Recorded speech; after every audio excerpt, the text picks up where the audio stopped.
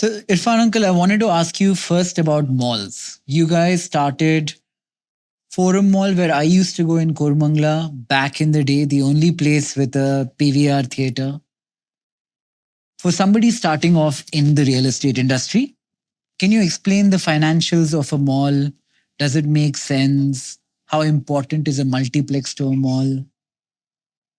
See, apart from the financial sense, as I said, the creativity is what gets us.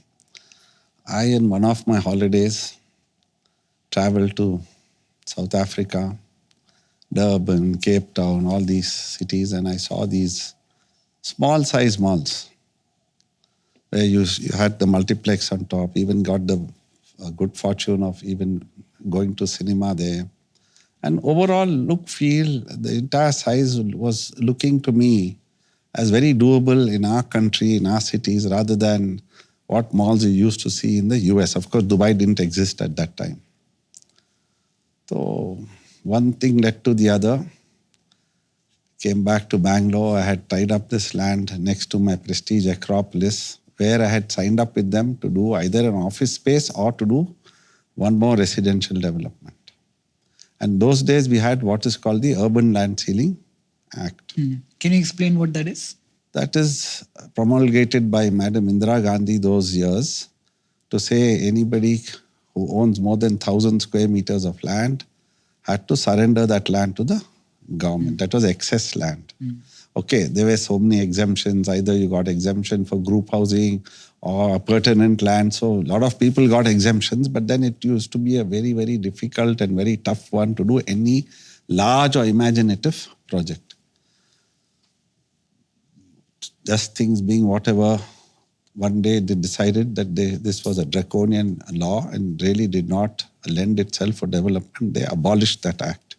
So it was there from 1976 to about 1999, almost 20 years plus the act was there. And then the stunted growth cut to that late 90s, the Urban Land Ceiling Act got abolished.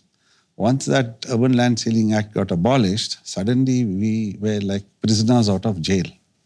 We could sort of imagine anything and work out something. So I went back to my landowners. I always had this desire, contrary to my, like you said, now, difference of opinion. My brother always was against it. No, it won't work in India.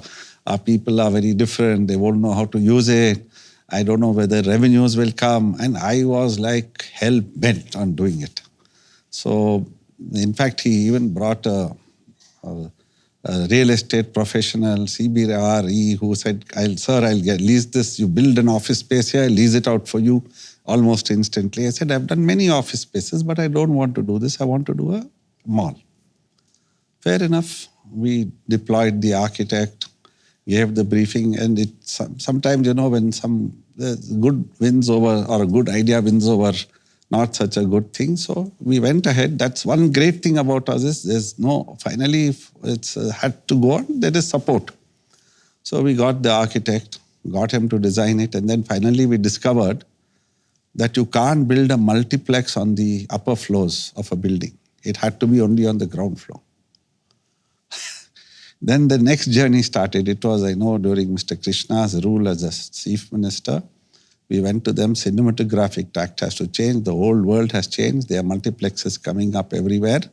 And you can't have the prime, because when my architect gave me the first design, the cinema was on the ground floor. I was aghast. I said, how is it that you guys have put it on the ground floor? This is the most premium space. Then he said, sir, please read the act. When I read the act, the rules, I said, okay, we'll have to have the rules rewritten. So fortunately, we had a government that was a little proactive, that listened, and then they asked us to write down the rules, frame it the way. And today the rules in the Cinematographic Act, what is there, are the ones that is written by us. Except that when they brought the draft rule again, instead of writing multiplex, they had written IMAX. Then again I had to beat my head on. I said, no, it's not IMAX. IMAX is a projecting system and multiplex is a group of cinemas. So got that also done. In the meanwhile, I had got my plan approved as auditoriums. The law did not sort of stop us from getting auditoriums done. An auditorium can be a place where you could have meetings or you could have had weddings or whatever else, but as far as cinema was concerned, you couldn't have it. So we went through that process, got those changes done in the law, and then of course we got some external consultancy. We got an architect from the US who came and gave us the overall thing.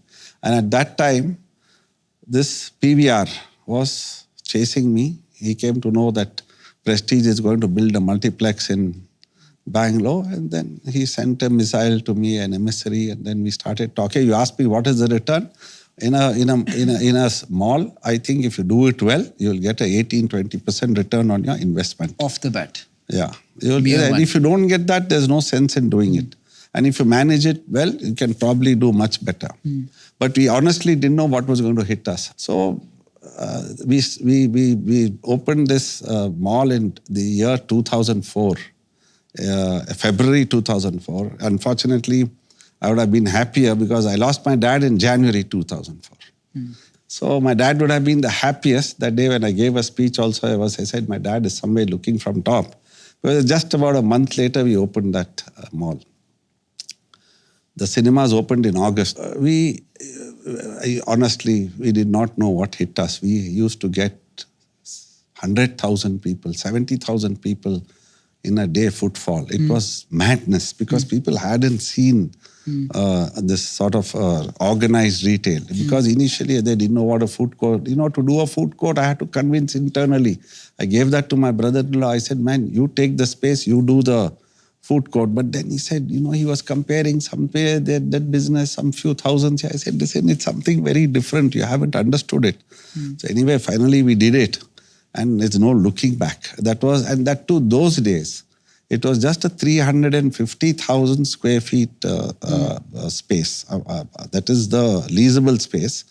The rest of it with car park. Because my first brief to my architect was, because I used to suffer, you go to a cinema, you never used to get parking. You get to a Rex cinema, you had to literally struggle to park your car. So I said, first give me the parking, then give me the cinema. I think, okay, it's 20 years, but you see, there's no looking back. So many more malls in the city got built. So many more malls in the country got built. It became a sort of a trailblazer. And there are now people who are doing much larger, more bigger formats. Now the whole look and feel is very different because what was relevant then 20 years ago is not relevant today. Today it's all about experience. It's all about more food and beverage, more entertainment, and of course a bit of shopping, or shopping complements it. But then the whole formatting has changed. And now we are building another 10, 11 malls as we go along, another 11 million square feet. For someone starting off, good thing to explore if they can conceive, raise funding and build a mall? Sir, Phoenix has done it. Phoenix wasn't in the radar at all. And they were not retailers, but they did it. They've got somebody to fund them. I think they've done a brilliant job. So I think if you look at the mall operators, it is Phoenix who's the largest today. And of course, Nexus is there. They're more financial. They bought it's a Nexus REIT is there, which is large. Prestige, and then afterwards, Brigade has also done some mall. That's what I was asking Nirupa. What made you build the first mall? Maybe a diversity. Yeah. So maybe some change. I think the operating entity also is very crucial, right? To have that expertise of leasing. I think my dad went to Japan, saw Roppongi Hills, and the whole mixed-use township concept. So I think he was he thought that was the future of cities, right? To create mixed-use townships. So when he had large parcels of land like Brigade Gateway, which was close to 40 acres on CBD limits, he wanted to recreate like a city within a city. So it had the office, the residential, the retail, the hospitality, a school, a hospital, lake, and social amenities. Amazing. And I think this concept of live, work, play within our cities is probably the future, because like you were talking about the infrastructure, there's so much of pressure on our infrastructure. Like every 2 years, Bangalore adds about 800,000 people, which is the size of like a Seattle or something. So there's no way our infrastructure can sort of keep up with the demands of the people and the population.